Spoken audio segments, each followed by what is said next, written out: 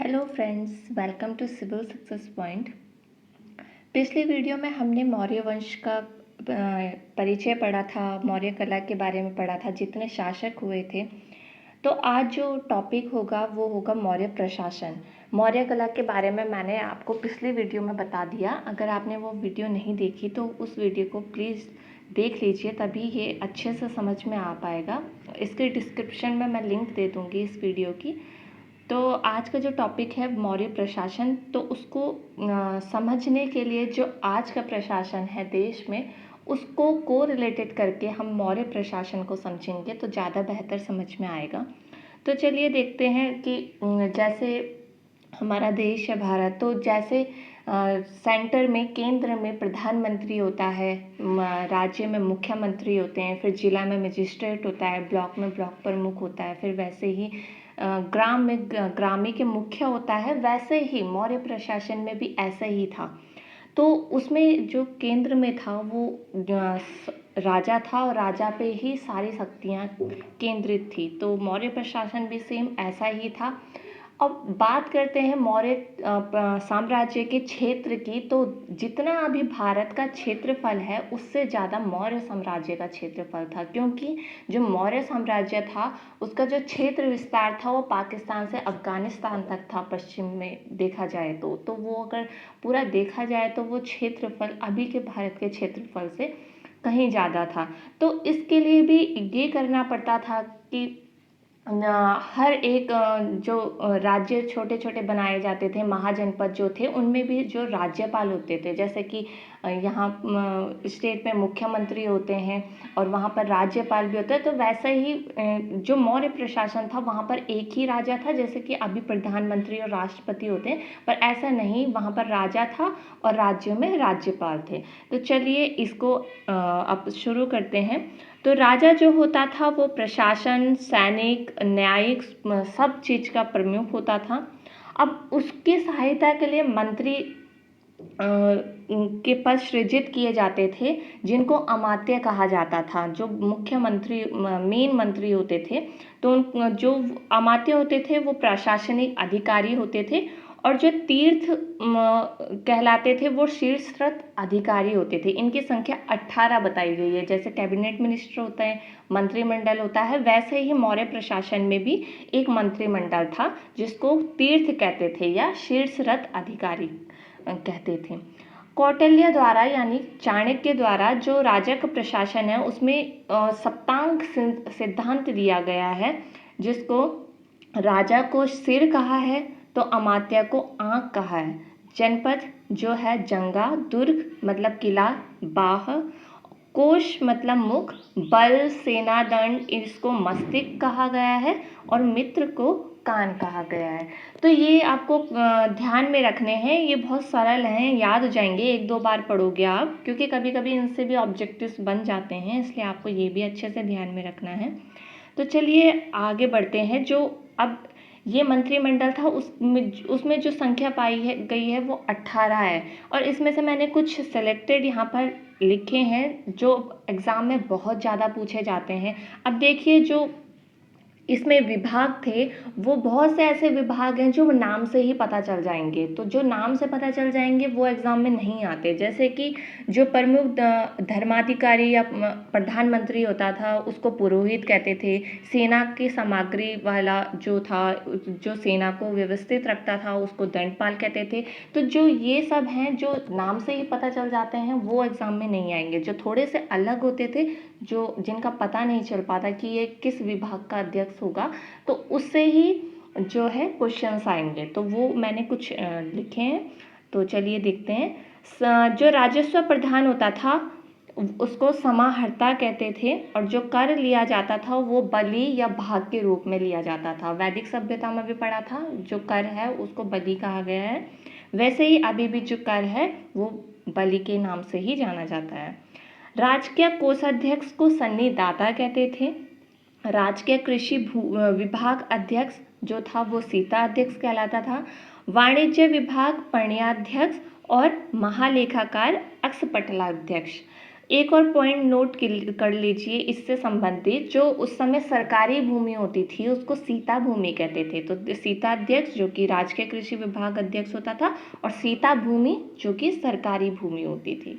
ठीक है, अब चलिए सैन्य विभाग की तरफ बढ़ते हैं। तो सैन्य विभाग का जो हेड होता था वो सेनापति होता था। तो सेना किस किस प्रकार से थी मौर्य साम्राज्य की? तो जो सेना थी वो चार वर्ग में विभाजित थी, जैसे कि पैदल, हाथी, घुड़सवार, रथ। अब जो लेखक हैं, यूनानी लेखक, विदेशी लेखक जो हैं जस्टिन और प्लिनी, उनके अनुसार जो घुड़सवार थी वो 50,000 थी, और जो हाथी की सेना थी वो 9,000 थी, जो पैदल थी वो सबसे ज़्यादा थी, 6 लाख थी। ठीक है, और जो रथ थी वो 800 थी। तो ये पूछा नहीं जाता, पर फिर भी आपको नोट करना है तो कर लीजिए। जो पैदल सेना थी वो 6 लाख थी जस्टिन और प्लिनी के अनुसार। हाथी की जो सेना थी, गज सेना जिसे कहते हैं, वो 9,000 थी। घुड़सवार जो कि घोड़े में सवार होकर के सेना होती है वो 50,000 थी, और जो रथ सेना होती है वो 800 थी। अब चलते हैं न्याय विभाग की ओर। तो न्याय विभाग जो कि बहुत एक अभिन्न अंग है प्रशासन का, जिसका हेड भी राजा होता था। मैंने अभी बताया जो राजा है वो प्रशासन, सैनिक सभी का प्रमुख है, तो न्यायिक प्रमुख भी राजा ही होता था। तो न्याय अगर अच्छा होगा किसी भी प्रशासन में तो प्रशासन बहुत अच्छा चलता है। तो जो न्याय विभाग है वो बहुत विभिन्न अंग है। अब न्याय विभाग को भी 2 भागों में बांटा गया मौर्य काल में। एक है धर्मस्थयी और एक है कंठ शोधन। ये बहुत बार पूछा गया है। अब इनसे क्वेश्चन कैसे पूछे जाते हैं कि जो कंठ शोधन है वो किससे रिलेटेड है, क्या किस चीज़ का न्याय करती है? तो जो कंठ शोधन अदालत थी वो फौजदारी अदालत थी। वैसे ज़्यादा यही पूछा जाता है, जो कि चोरी, डकैती, खून, इन सब मामलों का न्याय करती थी। और जो धर्मस्थयी है वो नाम से ही पता चल रहा है, दीवानी अदालत थी, जो कि जमीन विवाद इन सब से रिलेटेड न्याय करती थी। तो ये हो गया न्याय विभाग से संबंधित, जिससे कि क्वेश्चंस पूछे जाते हैं और ज़्यादातर कंठशोधन से पूछे जाते हैं। अब चलिए गुप्तचर विभाग की। तो गुप्तचर विभाग भी वहाँ पर जो है क्षेत्र बहुत ज़्यादा बड़ा था, तो जो बाहर की जानकारी इकट्ठा करनी होती थी तो उसके लिए जो है बहुत से गुप्तचर विभाग भी बनाए गए थे, क्योंकि जो राजा है वो केंद्र में होकर के सारी जानकारी एकत्रित नहीं कर सकता, तो इसलिए गुप्तचर विभाग भी बनाए गए थे। आपको एक चीज़ ये याद रख लेनी है कि जो अर्थशास्त्र है उसमें गुप्तचर को गुण पुरुष कह के संबोधित किया गया है। अब जो गुप्तचर है वो भी 2 भागों में विभाजित था, एक संस्था और दूसरा संचार। संस्था जो थी वो एक स्थान पर रह कर के काम करती थी, एक स्थान पर रह कर के जानकारी एकत्रित करती थी और राजा तक पहुंचाती थी। और जो संचार है वो घूम घूम कर के अपनी पहचान को छिपाए रख कर के जानकारी एकत्रित करती थी और फिर राजा तक पहुंचाती थी। तो ये हो गई गुप्तचर विभाग। न्याय विभाग में 2 भाग थे, एक धर्मस्थीय, एक कंठशोधन, और वैसे ही गुप्तचर में भी 2 भाग थे, एक संस्था, एक संचार। तो ये इजी है, थोड़ा सा जो क्वेश्चन बनते हैं वो इसलिए ही न्याय विभाग से बनते हैं और वो भी कंठशोधन से बनते हैं। तो चलिए आगे बढ़ते हैं। अब जैसे कि मैंने बताया जो मौर्य साम्राज्य था वो बहुत ज़्यादा विस्तृत था। यहाँ से लेकर के जो अफगानिस्तान का क्षेत्र था वो भी इसका जो कवर अप था, दक्षिण तक कर्नाटक। तो जो भारत का क्षेत्र है उससे कहीं ज़्यादा जो था मौर्य साम्राज्य था। तो ये जो है 5 प्रांत में बटा था। शुरू में 4 प्रांत में बटा था और अशोक के टाइम पर ये 5 प्रांत हो जाते हैं, जो कि एक और प्रांत जुड़ता है, कलिंग जुड़ता नहीं मतलब प्रांत बना देते हैं। तो इनकी राजधानी आपको याद रखनी है।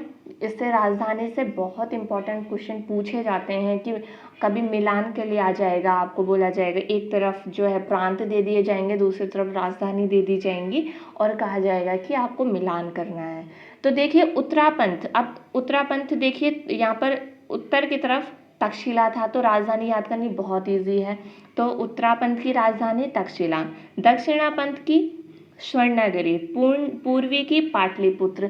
तो मैंने बताया था जो कि गंगा सोन गंडक के संगम में एक शहर बसाया था पाटलिपुत्र, वो पूर्वी प्रांत की राजधानी थी। अवंती की उज्जैनी, अवंती जो कि मध्य प्रदेश में है, उसकी उज्जैनी थी। और जो अशोक के समय 5वां प्रांत आया वो उसकी राजधानी तोसली जो कि कलिंग, जो कि वर्तमान उड़ीसा का क्षेत्र है, तो कलिंग की राजधानी तोसली। तो ये आपको बहुत अच्छे से याद होनी चाहिए और इजी भी है, याद हो जाएगा अगर आप डायरेक्शन देख करके याद करेंगे तो। अब प्रांतों को छोटे छोटे विभागों में बांटा जाता था जिससे विषय कहते थे, और विषय का जो हेड होता था उसको विषयपति कहते थे।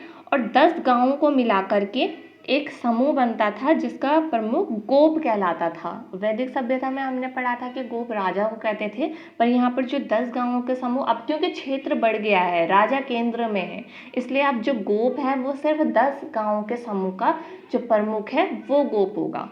तो इसलिए जो अब गोप है उसकी थोड़ा सा वैल्यू कम हो गई है और राजा केंद्र में आ गया है। तो इस तरह से विकास भी हो रहा है। देखिए, ग्राम का मुखिया ग्रामिक कहलाता था, जो कि अभी भी है। नगर प्रशासन, अब देखिए नगर प्रशासन से बहुत से इम्पोर्टेंट ये क्वेश्चन बहुत बार बना है। आप जेपीएससी का पेपर उठा लीजिए, बीपीएससी का उठा लीजिए, और अलग अलग पीएससी यूके पीएससी में भी ये क्वेश्चन आए हैं कि मेगास्थनी के अनुसार जो मौर्य साम्राज्य में थी वो कितनी समितियां थी। तो 6 समितियां थी और एक समिति में 5 सदस्य होते थे। तो अगर एक समिति का पूछा जाए तो आपको 5 टिक करना है। क्वेश्चन कैसे भी बन जाता है। अगर आपको टोटल सदस्य पूछे जाए तो 6 × 5 टोटल सदस्य हो जाएंगे 30। तो क्वेश्चन को पहले पेपर में अच्छे से समझना होता है, फिर जाके ही आंसर टिक करना होता है। तो क्वेश्चन कैसे भी बन जाएगा, आपको अच्छे से ध्यान में रखना है कि मेगास्थनीज के अनुसार 6 समितियां थी, जो कि एक में 5 सदस्य होते थे और टोटल 30 सदस्य होते थे। अब ये तो हो गई सारी प्रशासन की बात। अब चलते हैं समाज की बात करते हैं कि मौर्य समाज कैसा था। तो जो कौटिल्य था, कौटिल्य जिन्हें चाणक्य के नाम से भी जाना जाता है, विष्णुगुप्त के नाम से भी जाना जाता है, उनके अनुसार 4 वर्ण थे, जो कि 4 वर्ण वैदिक सभ्यता से चले आ रहे हैं। वही 4 वर्ण ब्राह्मण, क्षत्रिय, वैश्य, शूद्र।